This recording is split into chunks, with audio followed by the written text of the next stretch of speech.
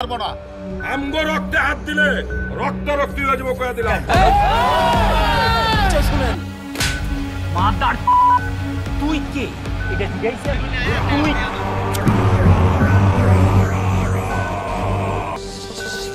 সাহস থাকলে সামনে গালি দেখ। ওই বেটা তুই কে যে তোর ফোন দিয়ে গালি দিতে হইব? তোর তো সামনেই গালি দিতে পারি। তোর তো ডিস্কো বাবু টাইম আমগো নাই।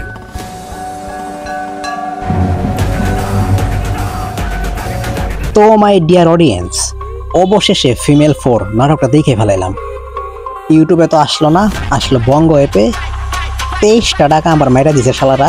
তো যাই হোক, নাটকটা দেখতে পারছি। নাটকের ঢাকার ভিতরে যে শোডাউনগুলো হয়েছে তা দেখার মতো। এটা কথা সত্য, নাটকটা দেখে অবশেষে 1, 2, 3 থেকে বেস্ট মজা পেয়েছে এই নাটকে। তো যারা যারা দেখেন নাই, অবশ্যই এনজয় করার জন্য হলো না নাটকটা একটু দেখবেন। 20টা টাকা একটু মায়া করেন, কারণ এনজয় করতে হবে। এই মাস শেষ হয়ে গেলে কিন্তু টাকা কিন্তু বেশি নেব। তো ঈদ স্পেশাল হিসেবে টাকা কিন্তু কম নিতেছে। আর এই দিকে তো পুরো শোডাউন চলতেছে। আজকে খবর আছে ডিস্কো বাবুর, তো দেখাই যাক কি হয়।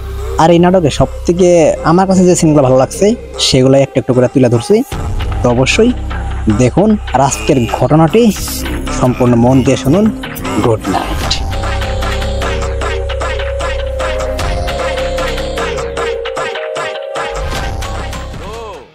এটা বনানি না, দিস ইজ ব্যাটারি গলি।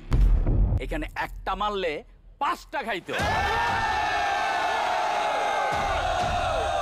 আমাকে দেখা চকলেট মনে হইল, আমি কিন্তু চকলেট না।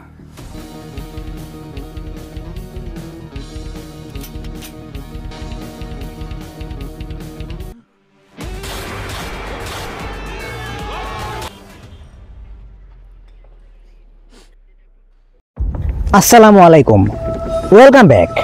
আজকে আমি আপনাদের যে রক্ত হিম করা একটি ভৌতিক ঘটনা শোনাবো, সেই ঘটনাটি একটি নলকূপকে নিয়ে। দুনিয়াতে তো হাজারো রকমের নলকূপের কাহিনী শুনলেন, তাই তো তো হাজারো কাহিনীর মধ্যে আজকে না হয় আরেকটা কাহিনী শুনুন। নলকূপ, বুঝতে পারতেছেন রক্ত হিম করা কাহিনী কিন্তু হবে আজকে। তো আর কোনো কথা বলবো না, আসুন আজকের নলকূপের রক্তহীন করা কাহিনীটা আপনাকে শোনাই।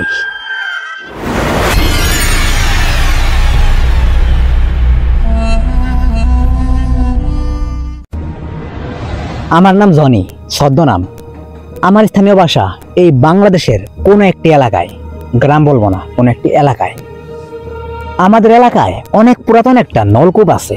পুরাতন নলকূপ, বুঝতে পারতেছেন, রহস্যময় নলকূপ। কাহিনী তো অবশ্যই আছে, তাহলে আসুন শোনাই। আশা করি সম্পূর্ণ কাহিনীটা মন দিয়ে শুনবেন, আর আমিও যথেষ্ট চেষ্টা করবো আপনাদের মনোযোগটা ধরে রাখার। আমাদের এই এলাকায় এই নলকূপটা যে সময় তৈরি করা হয়েছে সেই সময়টা কিন্তু 1971-এর আগে।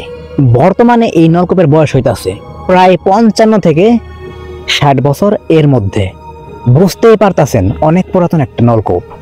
বর্তমানে সেই নলকূপটা একদম পরিত্যক্ত এর জন্যই সেই নলকূপের কাছে অনেক রকমের ভৌতিক কাহিনী হয়েছে। এই দুনিয়াতে বর্তমানে যে সময় চলতেছে, এই সময় পারতে মানে কেউ অলৌকিক বিষয়গুলো বিশ্বাসই করে না। তবে আমাদের দেশে এবং বিদেশে সব জায়গাতেই এমন লোক আছে যারা কিনা এই সমস্ত ভৌতিক বিষয়গুলো বিশ্বাস করে। আর বিশ্বাস কেনই বা করবে না? বর্তমানে ইউটিউবে বিশেষ করে আর যে রাসেল ভাই ভূত.com, এটা তো অন্তত মিলিয়ন মিলিয়ন লোকে শোনে। তার মানে তারা সবাই তো এসব বিশ্বাস করে। আচ্ছা, বিশ্বাস নাই করে এনজয় করার জন্য তো শুনে। তো আশা করি এই সত্যি কাহিনীটা বিশ্বাস করুন বা না করুন, এনজয় হিসেবেই নেবেন। আমাদের এলাকায় এই নলকূপটা একটা ফ্যামিলির মানুষে তৈরি করে। তাও সময়টা কীরকম, 1968 বা 69 এইরকম একটা সময়ে বিশেষভাবে কাহিনীটা যেভাবে শুরু হয়েছে। সেই বাড়িতে ফ্যামিলিতে লোক ছিল মোট 3 জন। এখন 3 জন কে কে? 2 জন স্বামী স্ত্রী এবং তাদের একটা 5 বছরের ছোট একটা মেয়ে বাচ্চা। 5 বছর, বুঝতে পারতেছেন? তো তারা মোটামুটি হ্যাপি ফ্যামিলি। আল্লাহর রহমতে হয়তো তাদের জীবনেও আর সন্তান আসবে। তো সেই চিন্তা ভাবনা করে তারা সেখানে সংসার এবং জীবনযাপন খুব ভালোভাবে করতেছিল। তো একটা নলকূপ, হ্যাঁ একটা নলকূপ তারা তৈরি করে পানি খাওয়ার জন্য, পানি ব্যবহার করার জন্য। তো এমন একটা সময় আপনারা বুঝতে পারতেছেন, সেই সময় নলকূপের চলই মোটামুটি বেশি ছিল। তো নলকূপটা তৈরি করা হইলো, মোটামুটি দিনকাল তাদের ভালোই চলতেছিল। একদিন হঠাৎ কইরা সেই দুইজন লোক তাদের 5 বছরের বাচ্চাটাকে আর খুঁজে পায় না। কোথায় গেল বাচ্চাকে খুঁজে পাওয়া যেতেছে না। আশেপাশে তন্ন তন্ন কইরা খোঁজার চেষ্টা করে, কিন্তু কোথায় বাচ্চা, কেউ তো নাই। অবশেষে ক্লান্ত হইয়া তারা কান্নাকাটি কইরা যখন তাদের পানির দরকার পড়ে, তখন সেই লোকটা মানে সেই বাচ্চার বাবা নলকূপে যায় পানি তুলতে। বাচ্চাটা হারানো গেছে, তাও 6 থেকে 7 ঘন্টা হয়ে গেছে। তারা শুধু বাহিরে খুঁজতেই আছে।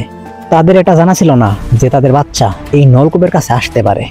তো সেই সময় সেই লোকটা যখন সেই নলকূপে যায় পানি তুলতে, তখন সে যা দেখছে তা কোনো বাবার পক্ষে দেখা একদম অসম্ভব। সে কল্পনাও করতে পারে নাই যে এই কুয়োতে আমি কিনা আমার বাচ্চাকে দেখতে পারবো। তো দেখে তার বাচ্চা সেই নলকূপের পানিতে পইরা মারা গেছে এবং তার দেহটা ভাসতেছে, যেহেতু অনেকটা সময় হয়ে গেছে। তো বাড়িতে কান্নাকাটি সবকিছু ভালোভাবে শুরু হয়ে যায়। তো এলাকার প্রতিবেশীরা এসে সেই বাচ্চার দেহটা সেখান থেকে তোলার পর যথারীতি ঠিকঠাকভাবে সেই বাচ্চাকে দাফন করা হয়। ঘটনাটি শুরু হয় ঠিক তারপরে থেকে। শুধু ঘটনা শেয়ার হবে, বাড়তি কোনো কথা বইলা কাহিনী বড় করব না, যতটুকু সম্ভব ততটুকুই বলার চেষ্টা করব। 1 দিন 2 দিন 3 দিন 4 দিন 5 দিন এইভাবে সব ঠিকঠাক যায়। কাহিনী শুরু হয় 7 দিনের দিন না, পুরো 10 দিন পর থেকে। কাহিনীটা এরকম, একদিন সেই বাচ্চাটার মা সেই নলকূপের কাছে যায় পানি আনার জন্য সন্ধ্যাবেলা। যেহেতু মাগরিবের আজান দিছে সন্ধ্যাবেলা, তো কিছু করার নাই, যেতেই হবে। মনে অনেক চিন্তা, অনেক কষ্ট। এই নলকূপটা দেখলেই তার মেয়ের কথা মনে পড়ে, কিন্তু মনে পড়ে ঠিক আছে, সে কখনো ভাবতে পারে নাই আজকে আমি এমন কিছু একটা দেখবো। তো সেই মহিলাটা যখন সেই নলকূপের কাছাকাছি যায়, সন্ধ্যার সময়, খুব একটা রাত হয় নাই, বুঝতে পারতেছেন, সে দেখে তার বাচ্চা মেয়েটা সেই নলকূপের কাছে দাঁড়ায় আছে। তখন তার একদমও মনে নাই যে তার বাচ্চাটা মারা গেছে। সে যখন তার মেয়েকে ডাক দেয়, ডাক দেওয়ার সাথে সাথে সেই মেয়েটা তার দিকে তাকায়, মানে তার মায়ের দিকে তাকায়। তাকানোর সাথে সাথে মা তো খুশি, কিন্তু সেই বাচ্চাটা সেই মুহূর্তে সে কুয়োর ভিতর ধাপ করে পড়ে যায় এবং তার মা এটা দেখে এত জোরে চিৎকার করে সেই কুয়োর কাছে যায়, দেখে নিচে কিচ্ছু নাই, পানি একদম স্তব্ধ হয়ে আছে। তাহলে সে কি দেখলো, কি ঘটলো এখন এখানে? তখন সে বুঝতে পারলো, আরে আমার মেয়ে তো মারা গেছে, আমি হয়তো ভুল দেখছি। মেয়ের ভালোবাসার টান আমি এখনো ভুলতে পারতেছি না। তো সে কান্নাকাটি করতে করতে আবার রুমে এসে পড়ে।